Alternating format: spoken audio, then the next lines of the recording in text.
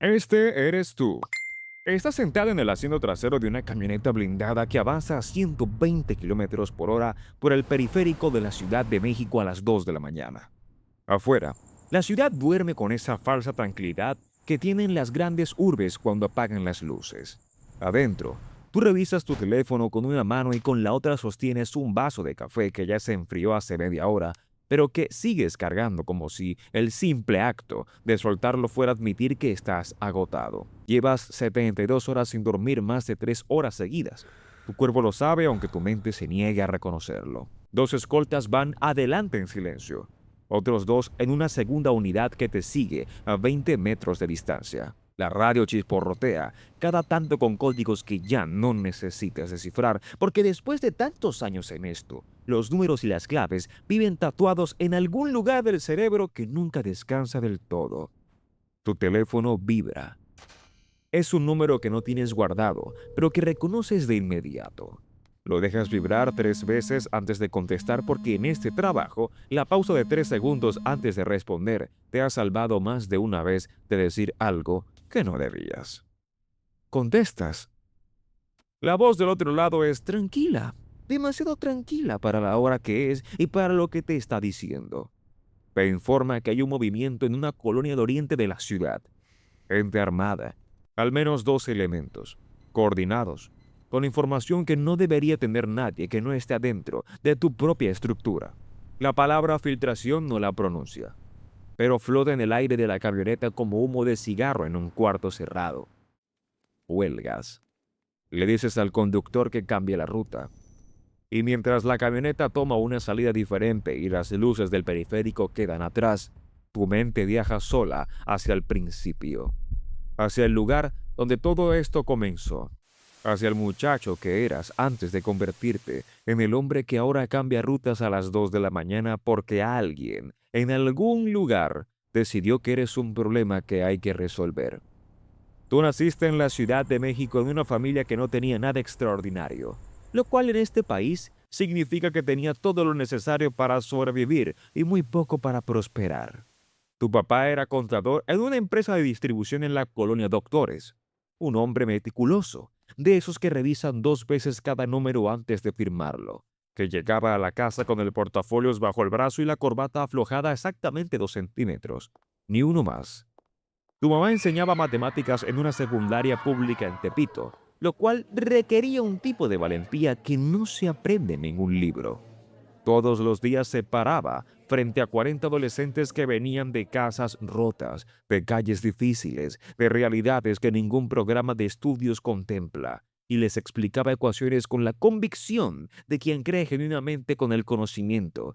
Es la única llave que abre puertas que el dinero no puede comprar. Tenías un hermano mayor, Carlos, que estudiaba ingeniería en el Poli con una beca que se ganó a pulso, y una hermana menor, Mónica, que tenía 8 años y que coleccionaba estampas de animales con la seriedad de un investigador científico.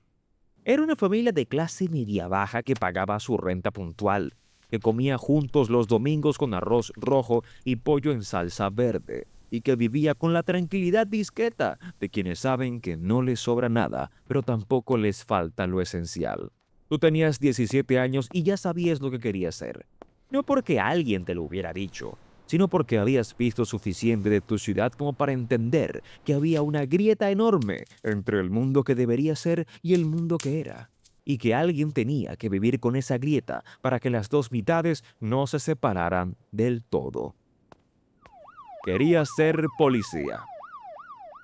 No de los que aparecen en las noticias por las razones equivocadas, no de los que miran hacia otro lado cuando el dinero cambia de mano.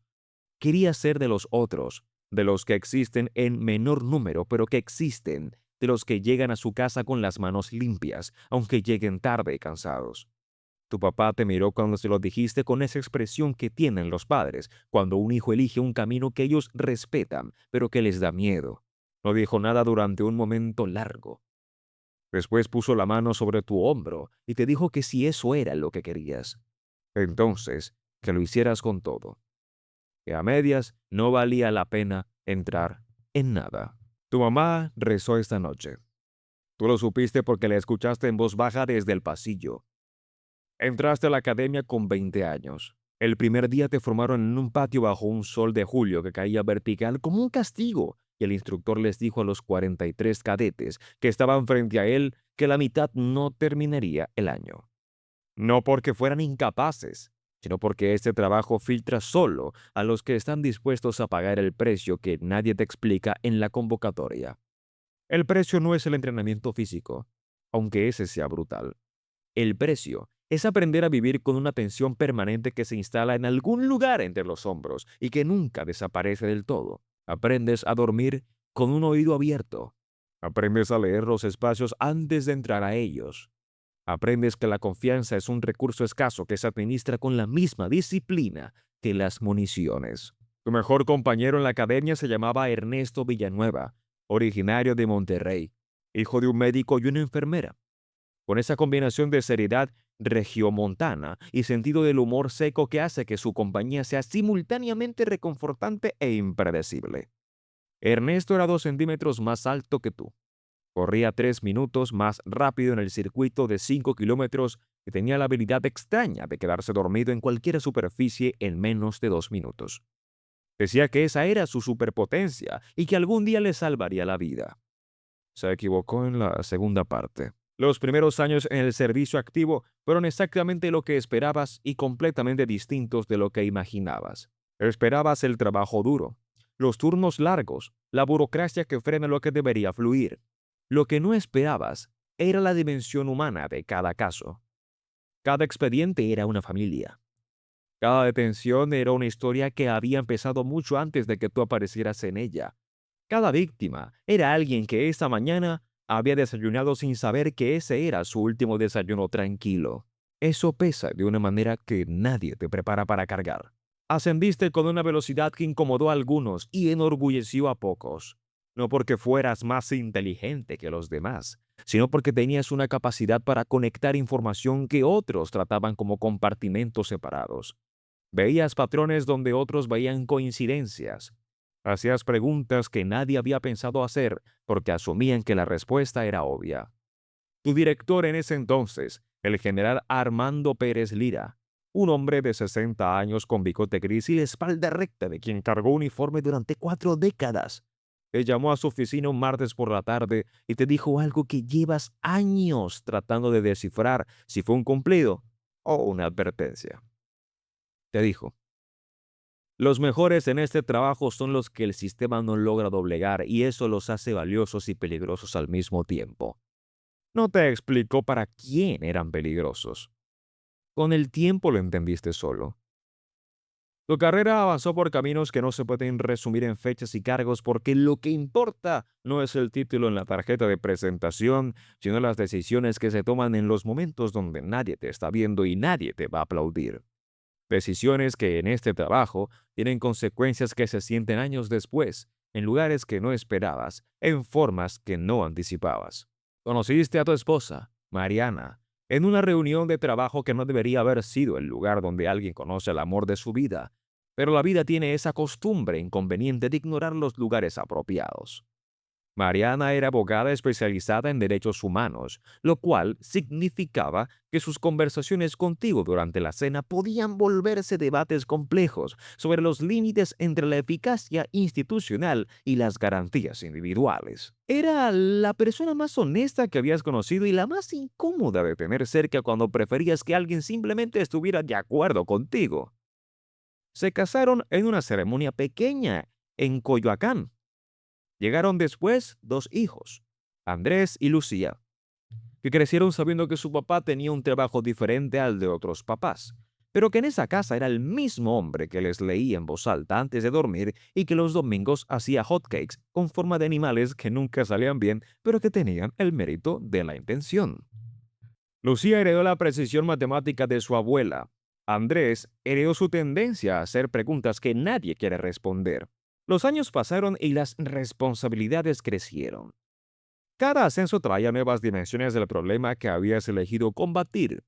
Y el problema en este país tiene raíces tan profundas y ramas tan extendidas que a veces la única manera de no perder la perspectiva es recordar por qué empezaste, Recordar la voz de tu mamá explicando ecuaciones a 40 adolescentes que venían de calles difíciles. Recordar que la diferencia entre el mundo que es y el mundo que debería ser no se cierra sola.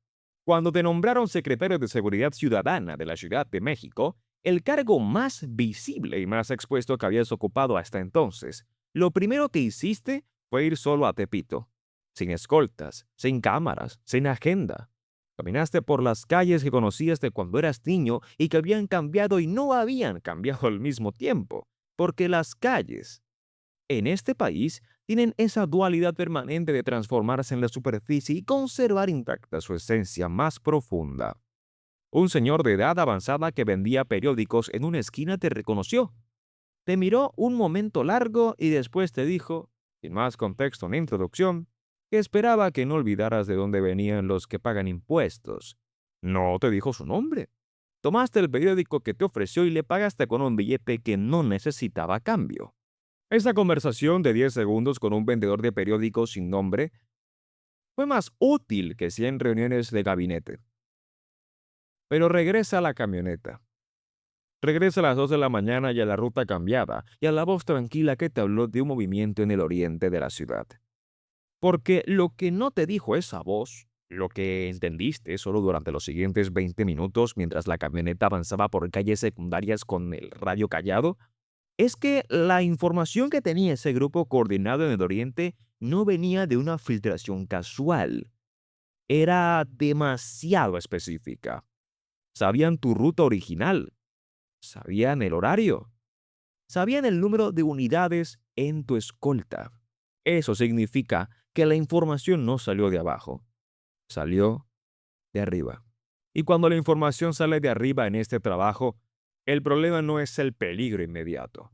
El peligro inmediato se puede evadir cambiando rutas, aumentando escoltas, durmiendo en lugares distintos cada noche. El problema real es que no sabes en quién confiar dentro de la estructura que supuestamente te protege. Es el tipo de soledad que no tiene nombre en ningún idioma, pero que cualquiera que haya ocupado una posición de responsabilidad real en este país conoce de sobra. Ernesto, tu compañero de la academia, el que se dormía en 2 minutos en cualquier superficie, murió hace 6 años en una operación que salió mal de una manera que todavía no tienes completamente explicada. Hay un expediente en algún cajón que no está cerrado y que no vas a dejar cerrar mientras sigas en este cargo. No porque sea estratégico, sino porque Ernesto tenía 2 hijas en Monterrey que merecen saber la verdad completa y tú le prometiste en el último mensaje que te mandó, 17 horas antes de que todo saliera mal, que si alguna vez algo pasaba, te encargarías de que las cosas quedaran claras. Esa promesa te ha costado enemigos que habrías preferido no tener. Pero las promesas a los muertos son las únicas que no tienen cláusula de escape. La camioneta se detiene frente a un edificio en Polanco, quinto piso, un departamento que no está a tu nombre ni al de nadie que pueda conectarte directamente con esta dirección. Adentro hay una mesa con 3 computadoras, un pizarrón blanco cubierto de nombres y fechas conectados con líneas rojas, y un hombre de 40 años llamado Ricardo Salinas.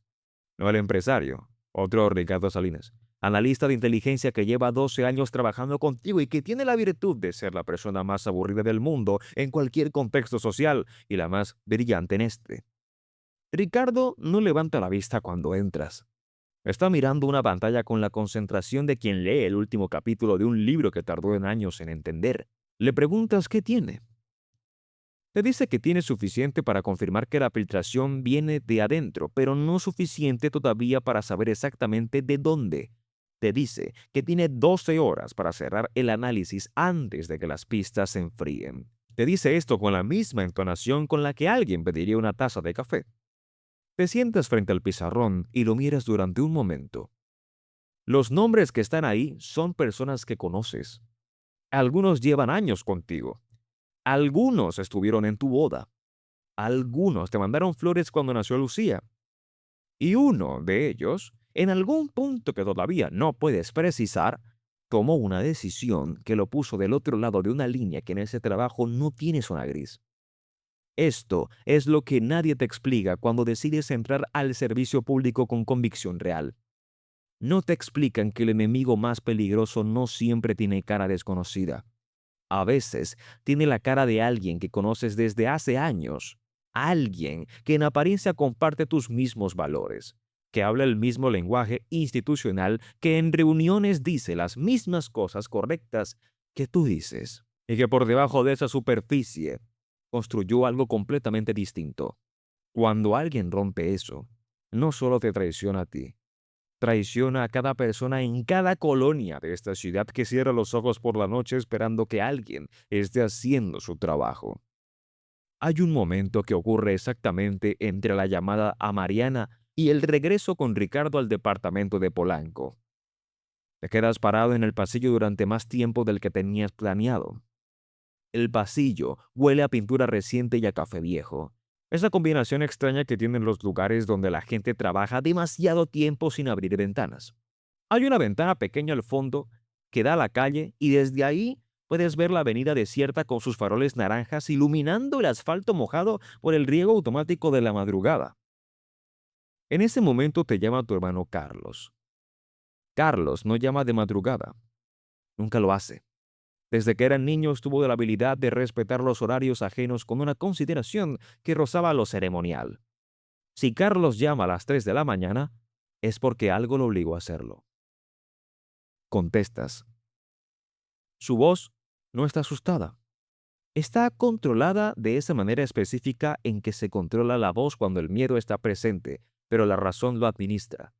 Te dice que hace 40 minutos pasó una camioneta de vidrios oscuros 2 veces frente a su casa en Tlalpan. La misma camioneta, la misma velocidad lenta, las mismas placas tapadas con lodo fresco, que no es lodo de lluvia porque en Tlalpan no ha llovido en 4 días. Sientes que el piso se mueve un centímetro aunque el piso no se mueve. Le dices que no salga, que encienda todas las luces de la casa, que se quede al teléfono. Haces una segunda llamada simultánea a uno de tus elementos de confianza, de los pocos cuyo nombre no está en el pizarrón blanco de Ricardo, y lo mandas a la dirección de Carlos en los siguientes 8 minutos. La camioneta no regresa. Pero el mensaje llegó con una claridad que no necesitaba traducción. Quien filtró la información de tu ruta también sabe dónde vive tu hermano. También sabe, probablemente, dónde están Mariana y los niños, dónde vive tu mamá, dónde está cada persona que podría convertirse en una palanca para doblarte. Eso cambia el cálculo de la noche. Ya no es solo un problema de inteligencia institucional, ya es personal, de una manera que intentas no dejar que nuble el análisis, pero que inevitablemente le añade un peso diferente a cada decisión que tomas en las siguientes horas. Regresas con Ricardo y le dices que acelere. Él no pregunta por qué. En 12 años aprendió que cuando cambias el tono sin explicación es porque algo escaló y que la mejor manera de ayudarte en ese momento es trabajar más rápido y hablar menos. Ricardo levanta la vista de la pantalla por primera vez desde que llegaste y te dice un nombre. No voy a escribir ese nombre aquí porque esta historia todavía no terminó y porque en este tipo de historias los nombres se dicen en el momento correcto o no se dicen. Pero tú lo escuchas y algo dentro de ti que llevaba semanas intentando no confirmar finalmente encuentra su forma exacta. No dice nada durante 10 segundos. Después le preguntas a Ricardo si está seguro. Él te dice que al 80%. Le dices que necesitas el 100. Él te dice que para el 100 necesita las 12 horas. Le dices que las tiene. Sales al pasillo del departamento y llamas a Mariana. Son las 2:45 de la mañana. Ella contesta al segundo timbrazo porque hace 15 años aprendió a dormir con el teléfono cerca. Ella contesta rápido cuando es de madrugada. No pregunta qué pasó porque sabe que si pudieras decirlo ya lo habrías dicho. Solo pregunta si estás bien. Le dices que sí. Le preguntas si los niños están dormidos. Te dice que sí, que Lucía terminó un proyecto de biología hasta las 11 de la noche y que Andrés se quedó dormido leyendo con el libro encima de la cara como siempre. Sonríe solo aunque nadie te vea sonreír. Le dices que no salgan mañana en la mañana sin confirmar contigo primero. Ella hace una pausa. En esa pausa está contenida la conversación que han tenido 100 veces sin pronunciarla en voz alta. La conversación sobre el precio que paga una familia cuando uno de sus miembros eligió ese trabajo con esta intensidad. El acuerdo tácito que construyeron juntos durante años de que el miedo existe pero no gobierna, de que las medidas de seguridad no son señales de debilidad sino de responsabilidad. Te dice que está bien, que cuídate, que mañana hay hotcakes. Huelgas y regresas con Ricardo. Las siguientes horas son una sucesión de llamadas cifradas, análisis de movimientos financieros que alguien pensó que había borrado, pero que Ricardo tiene la habilidad perturbadora de reconstruir desde fragmentos que parecen basura digital, y una revisión sistemática de accesos a la información clasificada durante los últimos 4 meses. A las 5:15 de la mañana, Ricardo te dice que tiene el 100%. El nombre que te dio antes era correcto. El procedimiento a partir de ese momento no es tuyo decidirlo solo. Tiene que pasar por canales formales, por estructuras legales, por procesos que a veces se sienten desesperadamente lentos cuando el problema es urgente, pero que existen precisamente para que la solución no reproduzca el problema. Esa es la tensión permanente de este trabajo. Quieres resultados rápidos en un sistema diseñado necesariamente para ser lento. Haces las llamadas que tienes que hacer. Activas los protocolos que corresponden. Pones en movimiento algo que a partir de ese momento ya no está solo en tus manos, sino en las de una cadena institucional que, cuando funciona, es más poderosa que cualquier individuo. Cuando el sol empieza a entrar por la ventana del departamento de Polanco con esa luz naranja de madrugada tardía que tiene la Ciudad de México, cuando todavía no está del todo despierta, te sientas en una silla frente al pizarrón y miras los nombres durante un momento largo. Piensas en el vendedor de periódicos en Tepito que te dijo que no olvidaras de dónde vienen los que pagan impuestos. Piensas en Ernesto durmiendo en 2 minutos en cualquier superficie. Piensas en tu mamá, explicando ecuaciones a 40 adolescentes que venían de calles difíciles. Piensas en Lucía, con su proyecto de biología, y en Andrés con el libro encima de la cara. Y piensas, no por primera vez y seguramente no por última, que la razón por la que este trabajo tiene sentido no es la adrenalina de las 2 de la mañana ni el peso de las decisiones que nadie más quiere tomar. La razón por la que tiene sentido es esa ventana de Polanco con el sol entrando. Esa ciudad de millones de personas que en este momento están haciendo lo que hace cualquier ciudad cuando amanece. Despertarse, preparar el desayuno, mandar a los hijos a la escuela, abrir el negocio, tomar el metro, vivir. Vivir sin saber que esta noche alguien cambió una ruta y pasó horas frente a un pizarrón para que ellos pudieran seguir haciendo exactamente eso. Eso no es heroísmo, es simplemente el trabajo. Cuéntanos desde qué país y desde qué barrio nos estás viendo, porque esta historia no ocurre solo en las alturas del poder ni en las oficinas con vista a la ciudad. Ocurre también en cada colonia donde alguien decidió ponerse un uniforme con convicción y en cada familia que espera que ese uniforme llegue a casa. El precio de la seguridad no lo paga solo quien firma los operativos. Lo paga también Mariana esperando una llamada a las 2 de la mañana. Lo paga Carlos estudiando ingeniería mientras su hermano menor elige el camino más difícil. Lo paga Mónica, que creció coleccionando estampas de animales y que aprendió desde pequeña que en su casa las noches no siempre son tranquilas. Lo más pesado de esta historia no es el enemigo de afuera, es el momento en que miras un nombre en un pizarrón y reconoces en él a alguien que en algún punto tomó una decisión diferente a la tuya, no porque fuera menos inteligente ni menos capaz, sino porque en algún cruce de caminos eligió doblar donde tú te mantuviste recto. Y esa diferencia, que desde afuera parece pequeña, lo cambia absolutamente todo. Si esta historia te hizo pensar, si te hizo valorar de otra manera lo que significa que una ciudad funcione, si te recordó que detrás de cada decisión institucional hay personas que duermen poco y piensan mucho, suscríbete para que sigamos contando las historias que se viven en los lugares donde las cámaras no siempre llegan.